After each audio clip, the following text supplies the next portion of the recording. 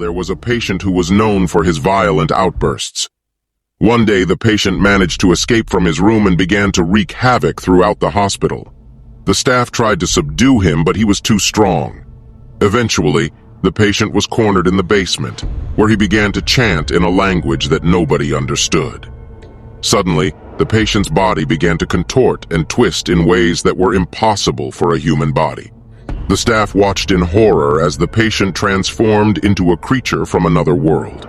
The creature escaped into the night, and the mental hospital was never the same again.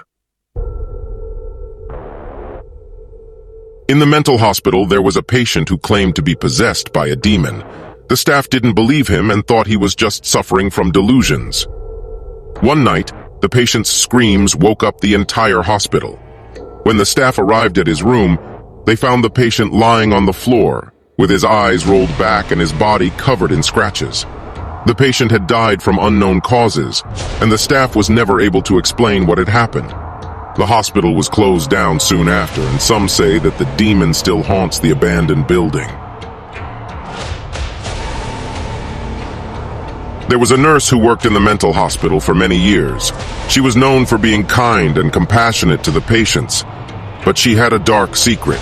The nurse was actually a serial killer who would prey on the mentally ill patients. She would lure them into the basement and kill them in gruesome ways. The nurse was eventually caught, but some say that her ghost still haunts the hospital to this day. Visitors have reported hearing strange noises and feeling a cold breeze in the basement where the nurse used to carry out her murders.